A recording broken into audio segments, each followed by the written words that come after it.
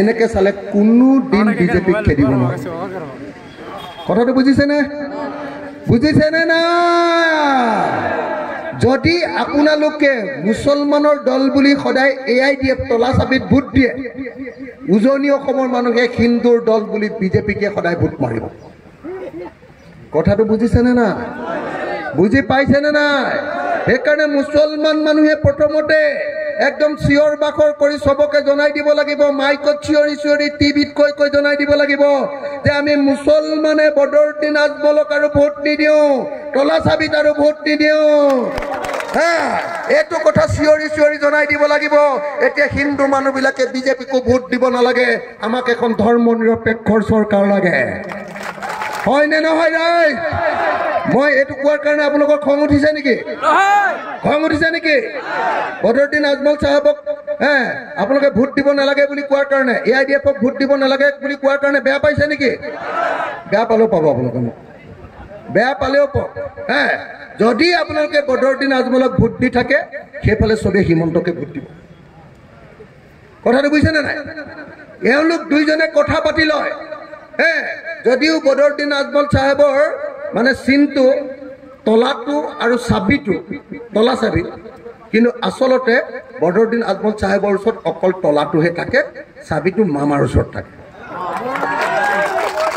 সঁচাকে জানেনে নাই কথাটো যেতিয়া চাবিটো খুলি দিয়ে এনেকে তলাটো খুলি দিয়ে এনেকে খুলি দিলে লগে লগে বদৰুদ্দিন আজমল চাহাবে ইয়াক মুছলমান কৰি হাল্লা লগাই দিয়ে কি বুলি কয় 26 চনৰ ইলেকশ্যনৰ আগে লগে লগে কৈ দিব কি বুলি চিন্তা নাই ভাই এইবাৰ টুপি আৰু লুঙিৰ চৰকাৰ হ'ব বদৰুদ্দিন আজমলে কয়নে নকয় টুপি আৰু লুঙিৰ চৰকাৰ মানে কি মুছলমানৰ চৰকাৰ মিয়া মানুহৰ চৰকাৰ হেৰো অসমত আছে 126খন বিধানসভা সিট তাৰ ভিতৰত মুছলমান জিকিব পাৰে 24খনত মুছলমানে 24খনত যদি গোটেইখিনি AIDF-কে ভোট দিয়ে তাৰ পাছতো 126খন সিটৰ ভিতৰত 24খনত জিকি বদৰুদ্দিন আজমলে টুপি আৰু লুঙি চৰকাৰ বনাব পাৰিব নেকি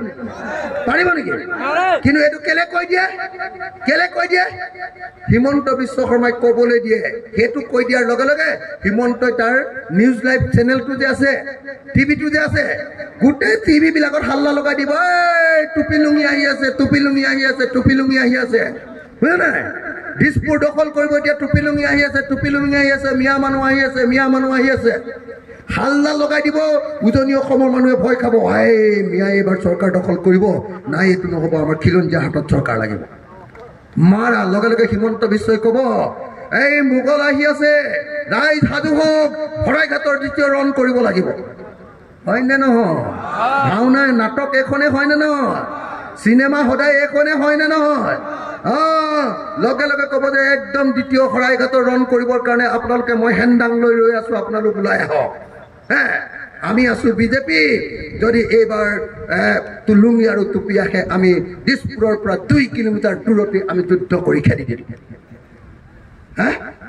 বুঝি নাই লগে হিন্দু মানুহবিলাকে সব ভোট একদম পদুমত মাৰিলে আৰু এইফালৰ মানুহবিলাকে মুছলিম মানুহবিলাকে একেলগতে হিন্দুবিলাকে একলগ হৈ গ'ল দেই মুছলিমো একলগ হ'ব লাগে বুলি সববিলাকে তলা চাবিত মাৰি দিলে চৰকাৰ কাৰ হ'ল পদুম বিজেপি হয়নে বিজেপিৰ যেতিয়া চৰকাৰ হৈ গ'ল কি হৈ গ'ল হিমন্তই ৰাজপাট দখল কৰিলে আৰু বদৰ ভাইয়ে বিজনেছটো বহাই পেলালে আৰু মুছলমান মানুহবিলাকে পিঠিত তেল ঘঁহি সদায় পুলিচৰ কোব খালে কাহিনীটো সেইটোৱে হয়নে নহয় আৰু কোব খাবলৈ বিজেপি RSSৰ কোব খাবলৈ মন আছেনে নাই যদি নাই হিন্দু মুছলমান বাদ দিয়ক একদম হিন্দু মুছলমান নকৰা ধৰ্ম নিৰপেক্ষ দলক ভোট দিবলৈ ওলাই আহক হয়নে নহয়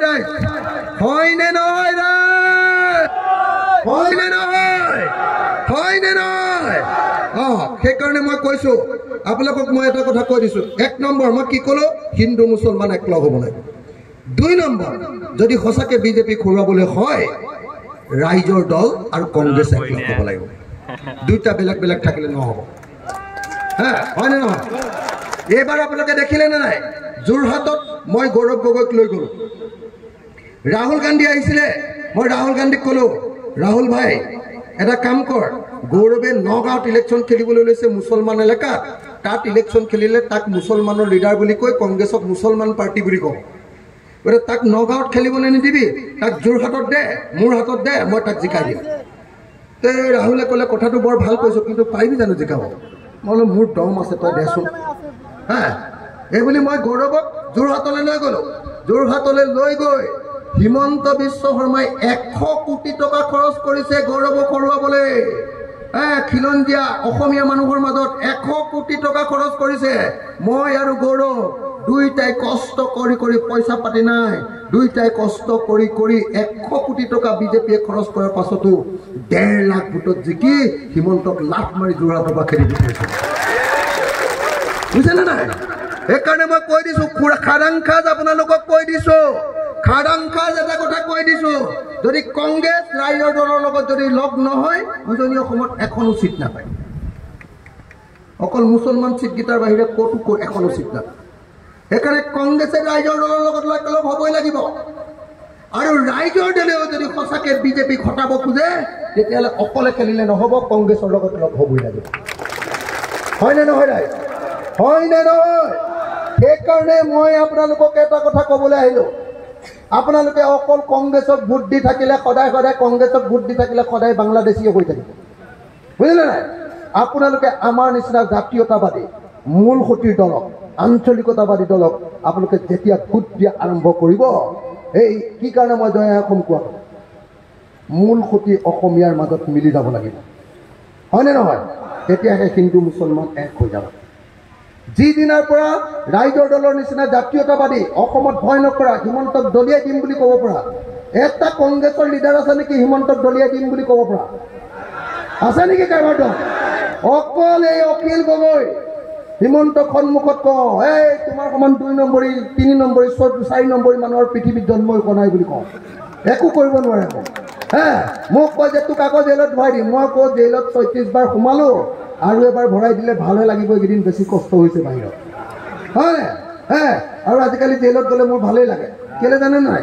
মই গ'লে কয়দীবিলাকে বিৰাট ভাল পায়, জেলত খানাটো ভাল হৈ যায়। মই গ'লে চবে ভয় কৰে যে মোলৈ, চৰকাৰে ভয় কৰে জেলত খানা ভাল হৈ যায়, আৰু মই যোৱাৰ লগে লগে কয়দীকেইটাই একদম মোৰ গা মালিচ কৰিবলৈ আৰম্ভ কৰি দিয়ে। মই আৰু ইমান কষ্ট কৰি যাওঁ, জেলত গ'লে ভালেই পাওঁ, দেহে কামটো যদি মালিচ কৰোঁ। সেইকাৰণে মোৰ টেনশ্যন নাই, মোক একো কৰিব নোৱাৰে হিমন্তই। এইবাৰ হিমন্তক যেতিয়া ধৰিছিলোঁ, মোৰ লগত কমলাক্ষ দে পুৰকাষ্ঠ আৰু কংগ্ৰেছৰ ভৰত নৰ, এই দুইজনে মোক সহায় কৰিছিল। বিধানসভাত যেতিয়া ধৰিলোঁ, সহায়